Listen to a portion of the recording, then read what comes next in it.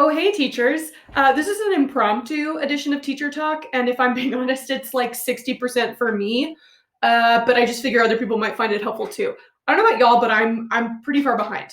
I'm normally really good at pacing. I'm very type A. I have my spreadsheet with all the days divided out, and I know exactly where I'm going to be when. And woof, this year has really thrown me for a loop. So, one, hopefully that makes some of you feel better if you're also feeling that way. But also, I did just want to have a quick reminder that one, the most important part of this class is the skills. So, like, the content really should just be used to teach the process and the skills of doing history. So if you're still doing that, like it doesn't really matter what content you're covering. But also, I just thought it might be helpful to go back through the CED, at least for units 1 through 5, and really help us focus in on like what are the topics that the kids need a lot of depth on, and they need to like get it from the textbook and maybe have an activity in class or do something in more depth. And then what are the topics where it's like they need to know it, but maybe it's a little bit more simple for kids to typically understand, or maybe they just need to know it at a little bit more of a surface level, in which case you could save some time by, instead of assigning them the textbook, you could assign them a Heimler's history video, or if I have a video on it, or you could lecture it to them to cover a bunch of stuff in one day, right? I mean, there are ways that we can save time because all topics in the CED are not created equal. I will just say this is all my opinion. I don't work for the College Board. I don't know what they're going to put on the test, but just from my experience, these seem to be the topics that like require some depth, or if nothing else, just you can cover a lot of the things you need to cover in 1 or 2 topics, as opposed to feeling like you need to give equal time to every single part of Unit 1, for example. I'll do another video on Unit 6 through 9 soon when I can wrap my brain around what the heck I'm going to do for Unit 6 through 9. Okay, so in units 1 and 2, which this might, I know, is probably too late for a lot of us, myself included, but really the one thing I want y'all to notice about the early CED is that it's these last like 1.7 and then the last 3 in unit 2, 2.5 to 2.7, that's the important stuff because that's the College Board putting everything together into what would essentially be an LEQ or a DBQ prompt. So really for unit 1, the important thing is comparison, being able to compare different states across unit 1. Now, with that being said, I do think the 2 regions that are the most important for this time period are East Asia and Dar al-Islam. So I really go hard and I do like a lot of depth on China and Dar al-Islam. We do like a whole documentary on the Song Dynasty. We go into a lot of depth.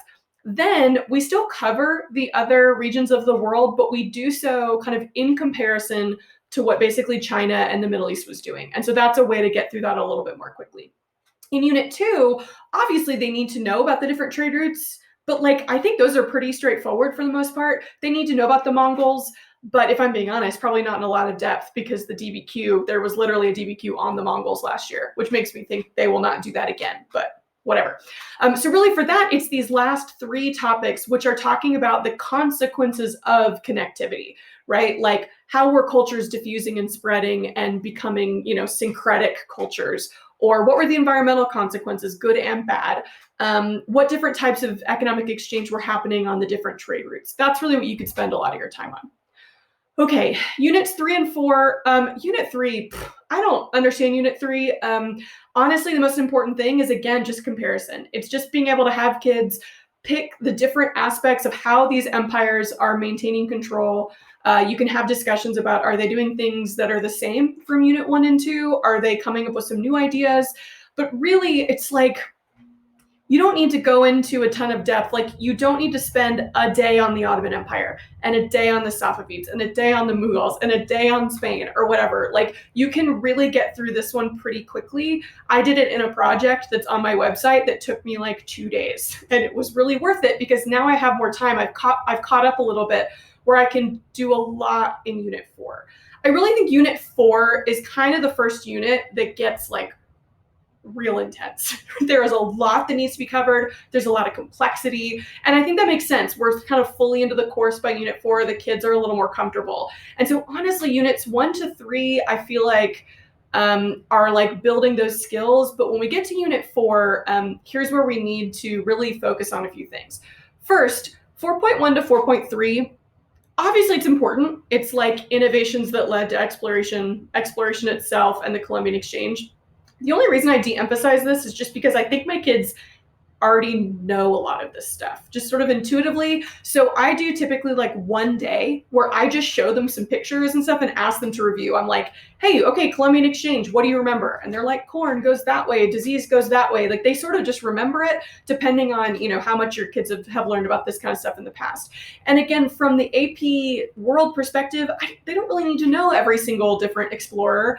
They might know like the Portuguese navigators in general.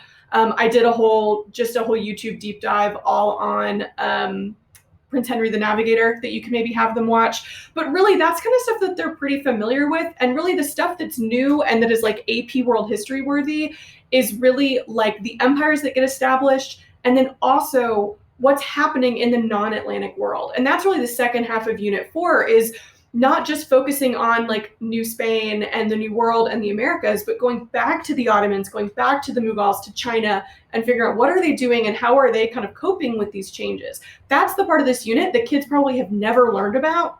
And so you should get as quickly to that as possible because they probably haven't really thought about the impact of silver on China or changing hierarchies and how the casta system in Latin America kind of changes those racial and ethnic hierarchies. Like there's aspects that are kind of outside of the traditional European age of exploration view that are really interesting and are things that your kids probably know almost nothing about. So get to those as quickly as possible.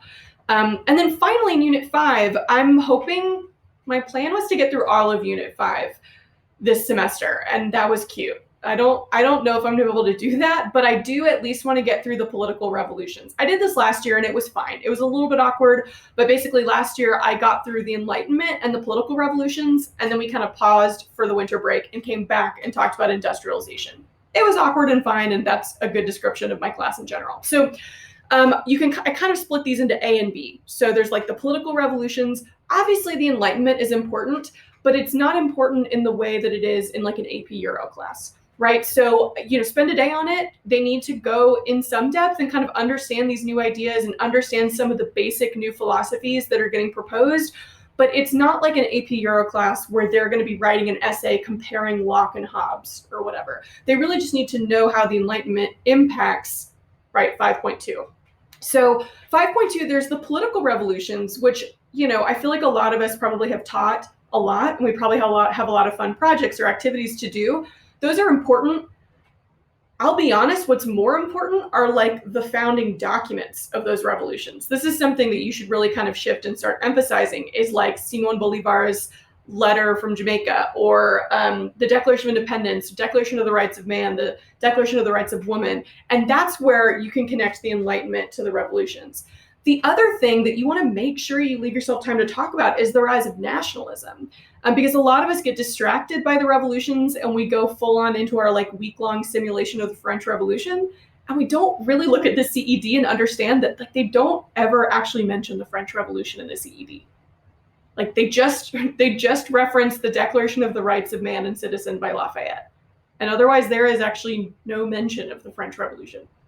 So again, they seem to be really kind of distinguishing between like AP Euro, AP World. And the French Revolution has gotten, shoved over into the AP Euro place where I think it belongs. Now we can spend more time on Haiti or something like that. But nationalism and the rise of nationalism and nationalism in the Ottoman Empire and in other places, again, is something that your kids are not as familiar with. So just in terms of saving yourself a little bit of time and sanity, try to keep thinking about and even keep taking stock. Like give your kids pre-quizzes that aren't for a grade of like, how much do you already know about these revolutions? And if you find that most of them know the basics, then that will save you some time and you can spend more time on the stuff they're not aware of. If you do get to industrialization this unit or this semester, congratulations, good for you. But this 5.3 and on to me is sort of similar to exploration. It's like those first three, like the beginning of the revolution, it's spreading, and the new technology. It's like they need to know it, but you can do that really quickly. A lot of them are already kind of familiar with like the cotton gin and the steam engine and that sort of thing. What they're probably not as familiar with is how industrialization was applied to the non-European world, right? And so they kind of already, I think, intuitively understand some stuff about industrialization and the pros and the cons, right? But focusing on like 5.6 and then the last 3 topics in this unit, that's going to be really new stuff. And that's going to be like AP World stuff, where it's, okay, how is the government encouraging industrialization in other parts of the world, in Egypt, for example, or in Japan, so on and so forth. And same thing, like reactions and changes to society. So a rising middle class, and what does that mean? So again, really the key here is that a lot of the fun, simple, easy lessons that you've always taught are probably the ones that you can throw out, because they're probably on the topics that kids are also already kind of familiar with. So, you know, if you have a fun activity like I had on the explorers or the Enlightenment philosophers, or like the positive and negative effects of industrialization, I have so many fun activities about those, and I'm just cutting them out because I don't have the time this year with how slowly things are going online and just the chaos of going back and forth. And so again, I think this is the year to really like trim the fat and focus when you have face-to-face time, whether that's on Zoom or in person, really focus on these topics that are complex and also topics that your kids are probably not familiar with. And so they need your help. Whereas some of these other ones, you can have them read the book, have them watch a Heimler video, and then kind of we can all move on with our lives. Okay, I hope this was helpful to more than just me, but if nothing else, it was helpful for me to be able to just talk this through out loud, because I've never struggled with the pacing the way I have this year. I struggle with other things all the time. So I hope that was helpful. Please reach out to me. Please go to my website, antisocialstudies.org, or send me an email, antisocialstudies@gmail.com. If you have any questions or if there are other videos you'd like to see that would be helpful. Also, I'm on TikTok now for some reason. So if you are too, come give me some love, because it's just a bunch of Gen Zers and I don't really understand them. So, okay, good luck. Bye.